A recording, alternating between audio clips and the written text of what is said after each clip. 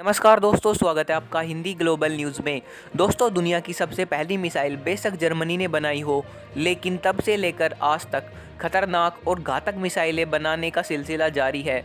और भविष्य में ये मिसाइलें कितनी खतरनाक होने वाली है, इस बात को बताना काफ़ी मुश्किल है, क्योंकि ज़मीन और समुद्र में अपनी मिसाइलें तैनात करना तो अब पुरानी बात हो चुकी है। क्योंकि रूस और अमेरिका जैसे बड़े देश अब अपनी मिसाइलों को स्पेस में तैनात करने की परियोजना पर काम कर रहे हैं। आज के समय में हमारी पृथ्वी पर जितनी मिसाइलें और परमाणु हथियार मौजूद हैं, अगर उनको एक साथ फायर किया जाता है, तब ना तो हमारी पृथ्वी पर ऑक्सीजन बचेगी और ना ही हमारी ये पृथ्वी बचेगी। और इसी को रोकने के लिए काफ़ी देशों के बीच ऐसे समझौते होते रहते हैं, जिसमें खुद की मिसाइलों और परमाणु हथियारों को नियंत्रित किया जाता है। लेकिन पिछले साल ही डोनाल्ड ट्रंप ने अमेरिका को एक ऐसे ही समझौते से बाहर कर लिया था, जिसका नाम है INF, यानी कि इंटरमीडिएट रेंज न्यूक्लियर फोर्सेस।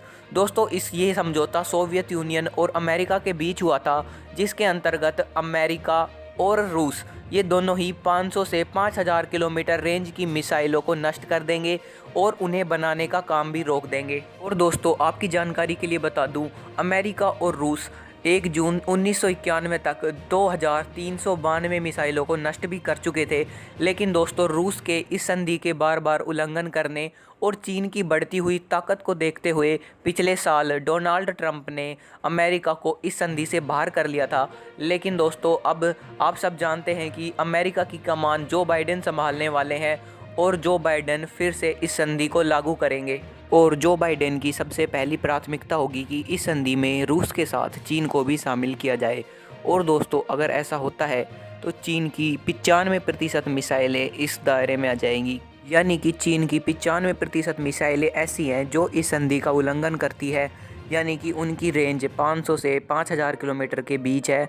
और दोस्तों, चीन को उन सभी मिसाइलों को नष्ट करना पड़ेगा। और अगर ऐसा होता है तो चीन के लिए किसी बुरे सपने से कम नहीं होगा, क्योंकि दोस्तों, चीन अपनी लॉन्ग रेंज की मिसाइलों डोंगफैंग 17 के ऊपर बहुत घमंड दिखाता है। और वे लोग जो कहते थे कि जो बाइडेन चीन के खिलाफ कोई कड़ा एक्शन नहीं लेंगे, जैसा कि डोनाल्ड ट्रंप ने अपने कार्यकाल के दौरान लिया था, चाहे वो डोनाल्ड ट्रंप का चीन के खिलाफ ट्रेड वॉर हो या फिर साउथ चाइना सी में युद्धपोतों की तैनाती करना हो, डोनाल्ड ट्रंप ने चीन के खिलाफ काफ़ी कड़े एक्शन लिए थे। लेकिन दोस्तों, अब जो बाइडेन चीन के खिलाफ उन्हीं रवैयों को अपनाने वाले हैं और डोनाल्ड ट्रंप से भी कड़े एक्शन चीन के ऊपर होने वाले हैं जो बाइडेन के सत्ता में आते ही। और दोस्तों, भारत के साथ रिश्ते और बेहतर करना भी जो बाइडेन की प्राथमिकता में होगा।